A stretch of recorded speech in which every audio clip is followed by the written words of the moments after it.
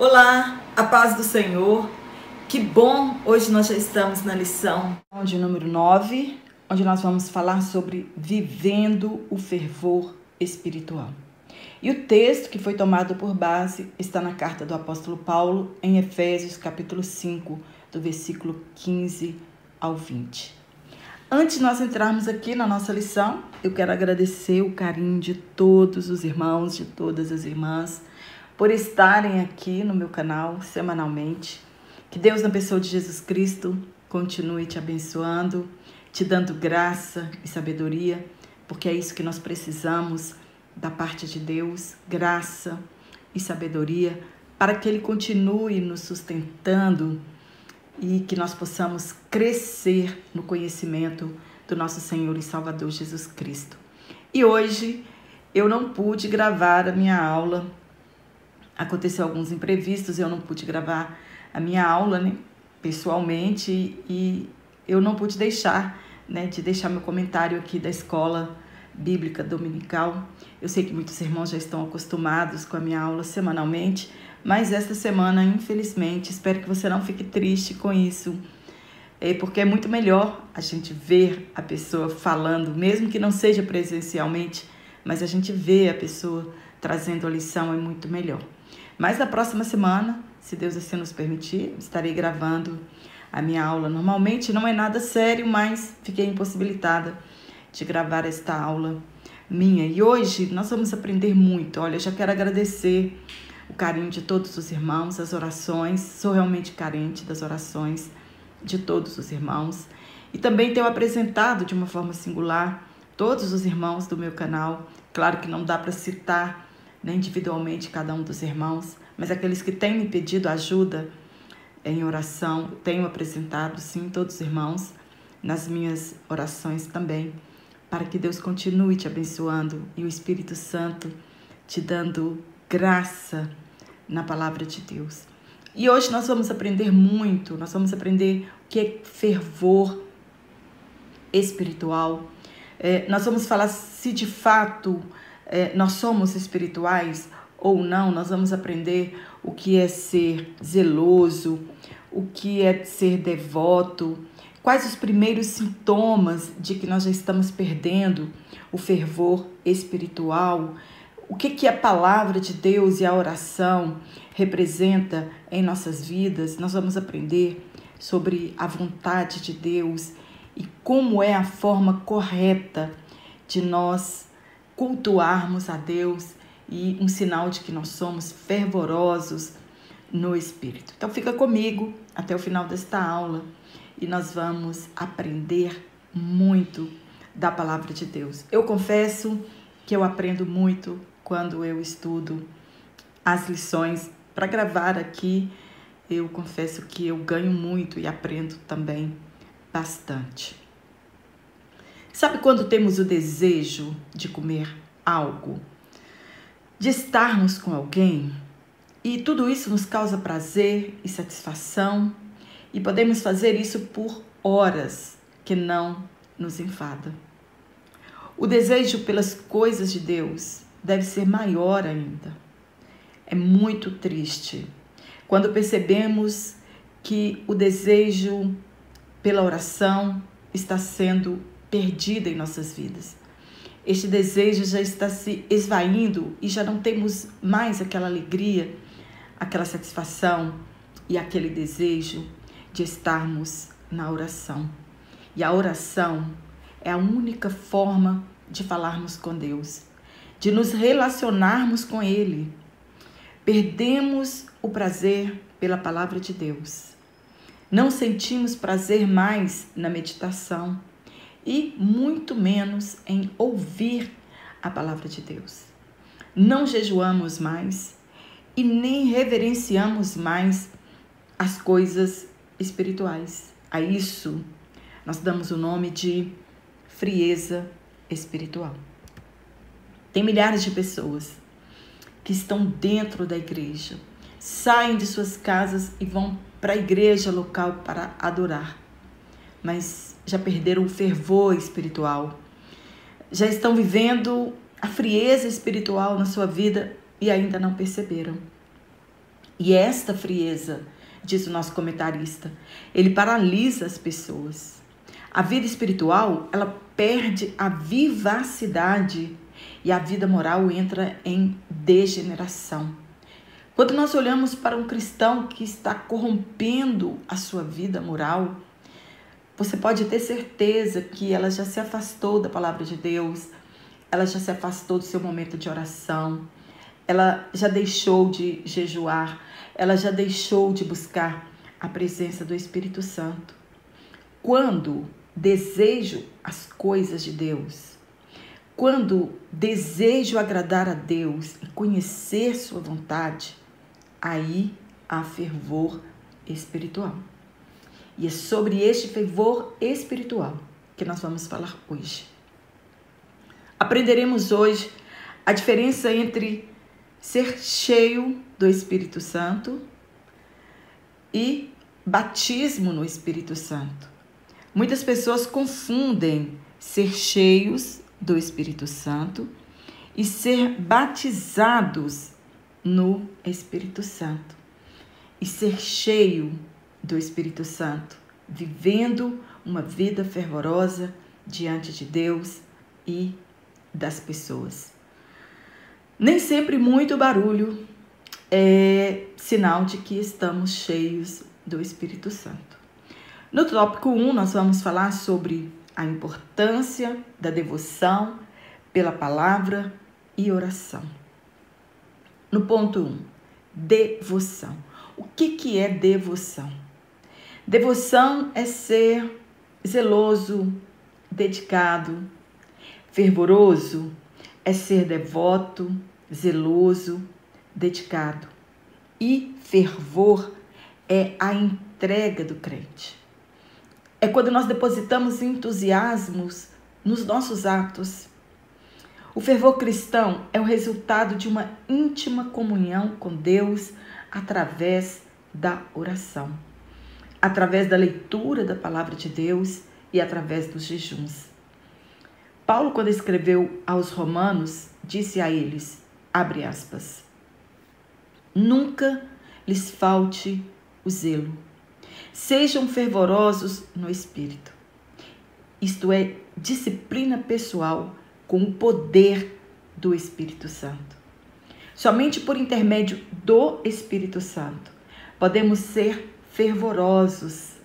E ele ainda exorta-os que devem ter zelo, mas precisa ter entendimento. Há uma diferença muito grande entre fervor no espírito e fanatismo religioso. Devemos ser zelosos, mas com entendimento, com conhecimento de causa, com conhecimento da palavra de Deus, com obediência da palavra de Deus. Aí sim, nós somos então fervorosos. Às vezes encontramos pessoas que fazem muito barulho dentro do culto, né? Falam muito línguas estranhas, mas não têm entendimento nenhum da palavra de Deus. Nunca leu um livro sequer das Escrituras Sagradas, ou sequer já leu a Bíblia toda, em toda a sua caminhada espiritual. Devemos ser zelosos, com entendimento, conhecermos a Deus e a sua palavra, para haver equilíbrio em nossa vida espiritual. O cristão, ele precisa ser equilibrado.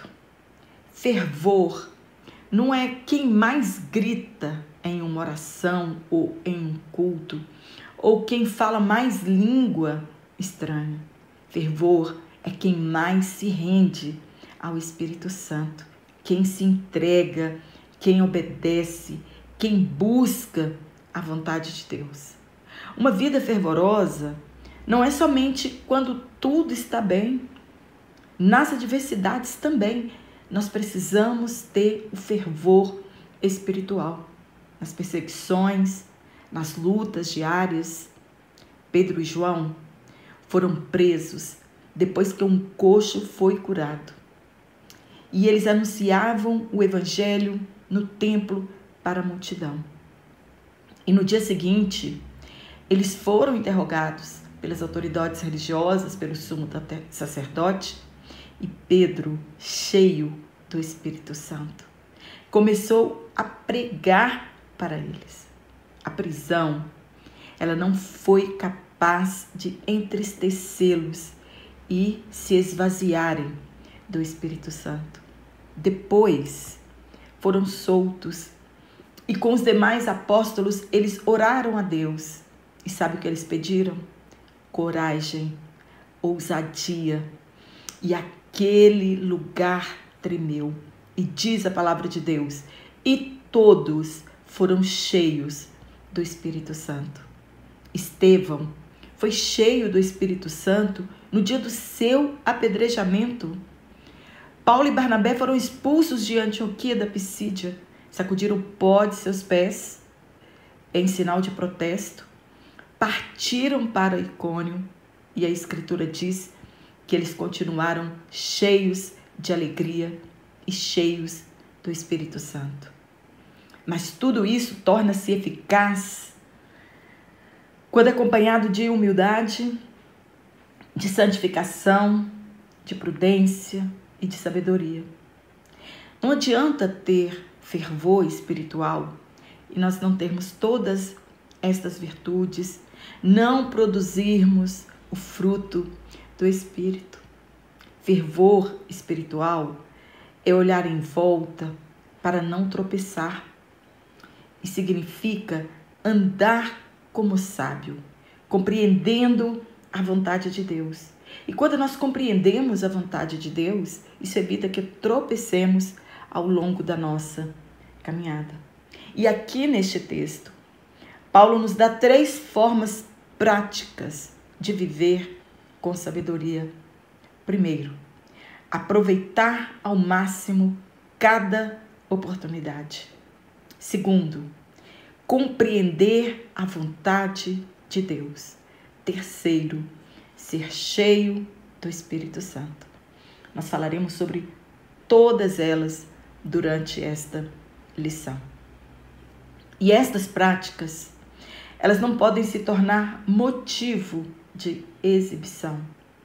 Infelizmente, muitos crentes se acham melhores do que os outros por causa disso e exibem sua vida espiritual como se fosse ele mesmo que operasse isso. Nós sabemos que é o Espírito Santo que faz todas as coisas em nossas vidas. E não somos melhores do que ninguém, porque produzimos estas virtudes. No ponto 2, a oração e a palavra. Crente que não lê Bíblia não conhece a vontade de Deus. E ainda ele incorre no perigo do fanatismo, de ser enganado, porque muitas pessoas são enganados por estas megas igrejas, por essas novas igrejas que vão surgindo todos os dias, porque não observam a palavra de Deus. Então ele incorre no perigo do fanatismo, de ser enganado e de ceder ao pecado. Se assim fizer, ele vive uma vida com sabedoria. Quando nós observamos e lemos as Escrituras Sagradas, nós vivemos uma vida com sabedoria. O nosso caminho, ele é iluminado e assim nós não tropeçamos. E crente que não ora, ele perde a oportunidade de falar com Deus, de buscar ajuda, estratégias, socorro, estreitar seu relacionamento com o Pai. Não oramos apenas de joelhos dobrados, e muito menos somente de voz alta. Nós falamos com o Pai aonde nós estivermos, por pensamentos. E nós precisamos ter certeza, convicção de que a oração é uma necessidade diária nossa. É como o nosso corpo físico precisa de alimento, o nosso espírito também, ele precisa de alimento diário. O nosso alimento diário é a oração, é a leitura da palavra de Deus, é falarmos com Deus, é buscarmos orientação com o Espírito Santo. Então, onde nós estivermos, nós podemos falar com o Pai por pensamentos. e satisfazer essa oração, essa necessidade diária que nós temos. Mas oração sem obediência, oração sem temor, pouco resolve. Às vezes nós conhecemos pessoas que oram 2 horas por dia, mas a vida dela é um desastre. Não é o muito orar que seremos fervorosos no Espírito. É o quanto conhecemos e obedecemos a Deus e a sua palavra. Jesus, ele precisava orar? Claro que não. Mas ele nos deu o exemplo de dependência de Deus. Quando nós oramos, nós estamos dizendo para Deus que nós somos dependentes dele em todas as áreas de nossas vidas. A oração é esta forma de nós dizermos a Deus que nós dependemos dele, que nós precisamos dele. Jesus, como filho do homem, precisava orar, mas como Deus, ele não precisava. E mesmo assim, em todo o seu ministério terreno, Jesus orou. Quando foi para ele escolher os 12 apóstolos, Jesus, ele passou a noite em oração. No seu batismo, ele estava orando. Então, diz a Bíblia, que o céu se abriu. Os discípulos de Jesus, eles viram que João Batista tinha ensinado os seus discípulos a orarem. E eles pediram a Jesus que os ensinassem também a orar. E Jesus ensinou aquela oração maravilhosa do Pai Nosso. Muitas vezes nós precisamos pedir ao Espírito Santo que nos ensine a orar também, e muitas vezes sem palavras. O Espírito Santo intercede por nós com gemidos inexprimíveis. A oração, ela é a alma do cristianismo. No terceiro ponto, o viver sabiamente. Não é aquela sabedoria conquistada em bancos de universidade. É uma sabedoria conquistada por intermédio da oração. Quando nós buscamos de Deus a sabedoria que vem do alto. Aqui em Efésios, Paulo ele contrasta a sabedoria cristã, que vem do Espírito, que vem do alto, com a insensatez do pagão. Quantos de nós não entendemos, nem compreendemos a vontade de Deus, que é boa, perfeita e agradável? E muitos de nós vivem como pagãos. Insensato é ser imprudente, uma pessoa que se opõe à razão. Às vezes não perguntamos a Deus, não buscamos estratégias, não buscamos saídas dos nossos problemas, não priorizamos a vontade de Deus em nossas decisões, que às vezes é mais vantajoso, é mais rendoso ou rentoso para nós, mas não é o caminho de Deus para nós. Talvez você pode até ver satisfação e alegria neste projeto que você está idealizando, mas não é a vontade de Deus. Davi, enquanto buscava a vontade de Deus, estratégias, direção, foi um sucesso o seu reinado. Mas quando ele não buscava e agia por si mesmo, fracassou em suas decisões. No ponto 4, remindo o tempo. Remir o tempo é aproveitar todas as oportunidades que nós temos diariamente de falar de Jesus, de pregar o Evangelho, de anunciar o Evangelho. E isso somente acontece quando nós obedecemos à vontade de Deus, do Espírito Santo.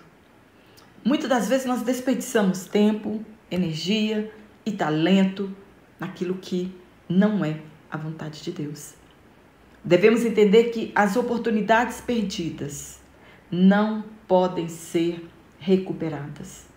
Elas foram para sempre. Eu li algo no comentário bíblico muito interessante que conta, a história que um homem pendurou em uma parede, uma sacolinha, escrito, num papel escrito oportunidades perdidas. Não tem recompensa. A cada minuto, a cada 60 minutos, são perdidos milhares de diamantes. Nós não contabilizamos este tempo. Todas as oportunidades perdidas, elas jamais serão recuperadas. A palavra tempo pode ser cronos, que é o tempo do homem, aquele tempo que é marcado em um relógio de 24 horas, e o kairos de Deus, que é o tempo de Deus. O tempo de Deus não é o nosso tempo. Deus é atemporal. Ele está fora desse limite de tempo de 24 horas. Então, esse kairos de Deus aqui é no sentido de ocasião, de oportunidades que nos são dadas. Aquelas coisas que somente acontecem no tempo de Deus. E se perdemos essa oportunidade que foi nos dada hoje, agora, elas não voltam mais. Precisamos aproveitar todas as oportunidades e falar de Jesus para as pessoas.